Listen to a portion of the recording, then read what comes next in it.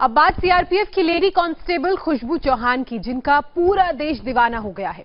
एक डिबेट के दौरान लेडी कांस्टेबल ने इतना जोशीला भाषण दिया कि सुनने वाले बस सुनते रह गए।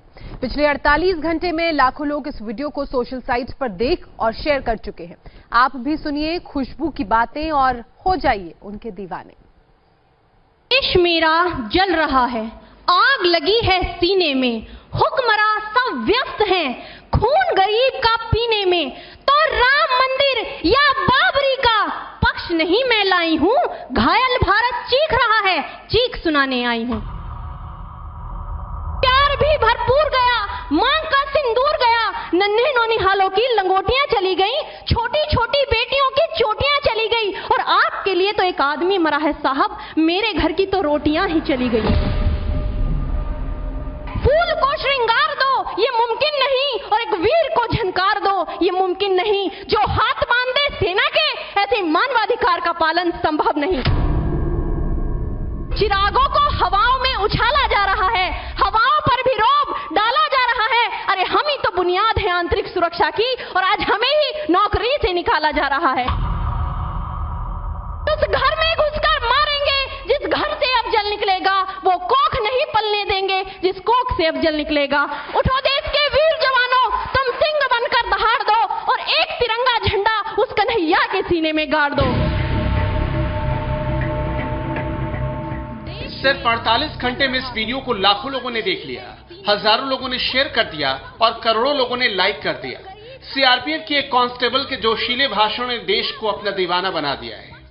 महोदय, दर्द हद से तब गुजरने लगता है जब मेरी आंखों के सामने ताज, पुलवामा, छत्तीसगढ़ में शहीद हुए जवानों के शत विशत अधजले शरीर के टुकड़े, रेत के टीलों से ऊपर जाती लाशों के ढेर और कश्मीर की खून से सनी लाल रंग की सड़कों के दृश्य सामने आते हैं।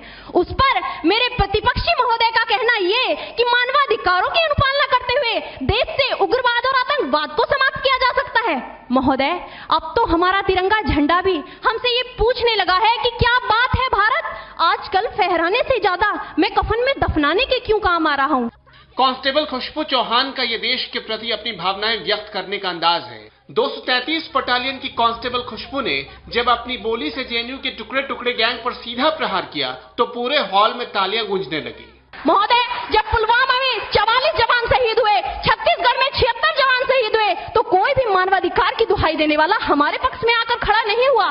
परंतु जब जेएनयू विश्वविद्यालय में एक देशद्रोही के द्वारा भारत तेरे टुकड़े होंगे, अफजल हम शर्मिंदा हैं जैसे देशद्रोही नारे लगते हैं, तो सारे मानवाधिकार के ज्ञाता आकर उसके पक्ष में खड़े हो जाते हैं। तभी तो क्या कहा था उस देशद्रोही ने कि तुम एक अफजल को मारोगे, हर घर से अफजल निकलेगा। तो मैं भारत की बेटी अपनी भारतीय सेना की तरफ से आज ये ऐलान करती हूँ कि उस घर में घुसकर मारेंगे जिस घर से अफजल निकलेगा, वो कोख नहीं पलने देंगे जिस कोख से अफजल निकलेगा। उठो देश के वीर जवानों, तुम सिंह बनकर दहाड़ दो, और एक तिरंगा झंडा उस कन्हैया के सीने में गाड़ दो।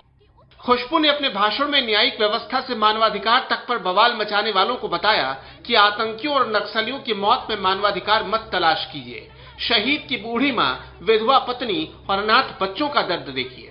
महोदय, हृदय तो उस दिन फट गया जब बूढ़ी माँ अपने बेटे के चिथड़ों को देखकर बोली कि साहब आप तो भर्ती में 1 इंच भी कम नहीं लेते, मैं आधा शरीर कैसे ले लूं।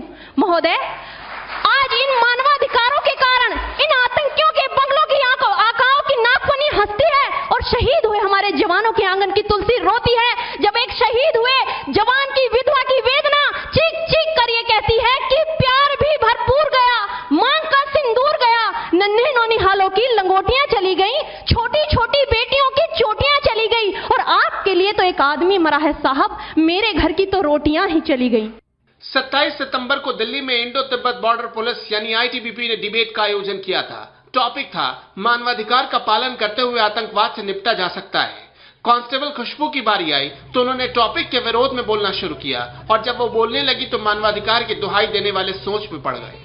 किसी भी युद्ध को जीतने के लिए पहल करना सबसे ज्यादा आवश्यक है, क्योंकि इतिहास गवाह है कि पहल करके बड़े बड़े युद्धों के परिणाम बदल दिए गए हैं। परंतु आज मानवाधिकारों के कारण हमारे देश के जवान इस कदर बंधे हुए हैं कि अपनी ड्यूटी पर खड़े होकर भी वो आज पहल करने से डरते हैं, क्योंकि महोदय भविष्य में उन्हें कटघरे में खड़े होने का डर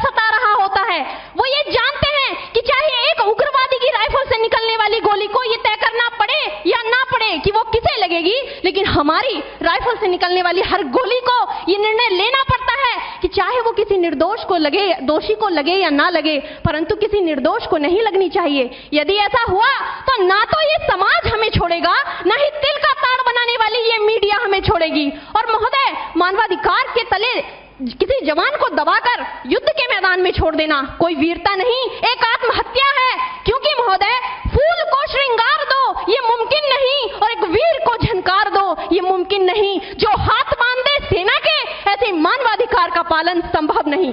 खुशबू चौहान का ये करीब 5 मिनट का वीडियो सोशल मीडिया पर हर तरफ छाया हुआ है। हर कोई वाह वाह कर रहा है। मुझे अफसोस है अपने देश की न्यायिक प्रक्रिया पर, जहां आज भी रात के 12 बजे अजमल कसाब जैसे आतंकी के लिए सर्वोच्च न्यायालय के दरवाजे खोल दिए जाते हैं। ऐसे देश से मानवाधिकारों की अनुपालना करते हुए आतंकवाद और उग्रवाद से कभी नहीं निपटा जा सकता। मानवाधिकार के नाम की दुहाइयां देने वालों, सीमा पर लड़ा नहीं जाता चरखों से शोलों के आगे, रामायण पढ़ी नहीं जाती सीमा पर गोलों के आगे। धरती के घोर कुहासे को एक सूरज ही हर सकता है, क्योंकि एटम बम से रक्षा केवल एटम बम ही कर सकता है।